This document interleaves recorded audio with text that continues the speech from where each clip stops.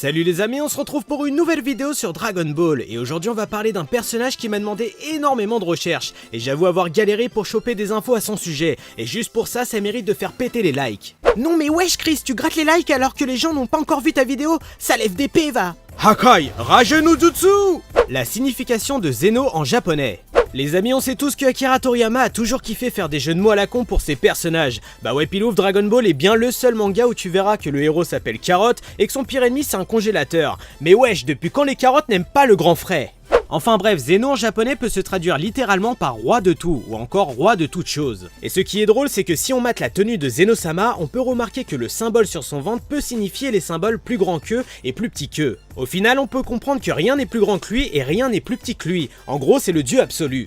Zeno est-il le dieu final ? Depuis que Dragon Ball Super existe, les anges, les dieux de la destruction sont apparus. Oui, je prends pas en compte Battle of God. Et au final, c'est cool car ça rapporte une mythologie à l'univers de Dragon Ball, qui nous révèle que peut-être on ne sait encore rien de cet univers. Et connaissant ce troller de Akira Toriyama, je me dis que Zeno n'est peut-être pas celui qu'on croit. Bien que Whis n'a dit qu'il n'y a aucune personne supérieure à Zeno, on sait pas si cette affirmation est vraie, à cause d'une seule chose. Car dans le Dazensu numéro 7, qui était sorti en 1996, on apprend que le souverain ultime de l'univers de Dragon Ball n'est nul autre que Akira Toriyama lui-même. Et au final, c'est pas complètement con, qui est le mieux placé pour être le dieu suprême, le créateur du manga, #Toribot te butt la butt.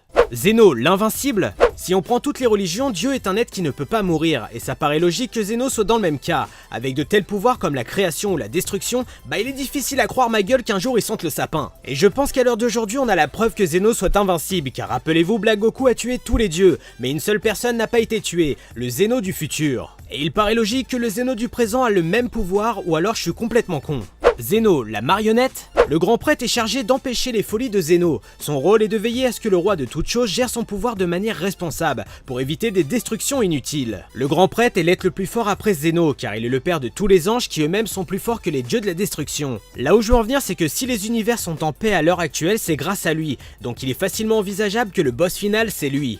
Pour moi, la théorie la plus logique, c'est qu'il manipule les deux Zeno avec un pouvoir discret. Grâce à ça, chacune des décisions, création ou destruction sont portées sur Zeno, et non sur lui. Donc, et si au final les 6 univers qui avaient été détruits étaient une décision du grand prêtre, et non de la pseudo-colère de Zeno ? Franchement les gars, il y a un bail. La technique de Zeno. Dans l'univers de Dragon Ball, on en a vu des techniques ultra cheatées, mais là dès que j'ai vu la technique de Zeno, je me suis dit ok LM, le gars avec ses deux mains il peut faire tout péter, tout détruire, alors que moi avec mes deux mains je galère à construire un jeu Kinder. Bitch please quoi. Sa technique effacement possède le pouvoir de tout détruire, un monde, un univers, genre le Hakai de Beerus et du pipi de chat ma gueule. Simplement en concentrant son pouvoir dans les paumes de ses deux mains, une lumière bleue finit par l'entourer pour tout anéantir. Alors je sais pas ce que vous en pensez les gens, mais moi perso je trouve que cette technique est loin d'être zen. Oh la blague! Voilà les amis, la nouvelle vidéo se termine, j'espère qu'elle vous aura plu, n'hésitez pas à me proposer d'autres personnages par commentaire, de liker la vidéo et surtout abonnez-vous à la chaîne YouTube, on est bientôt 50 000 K et c'est grâce à vous. Sur ce, moi je vous laisse, tchuss!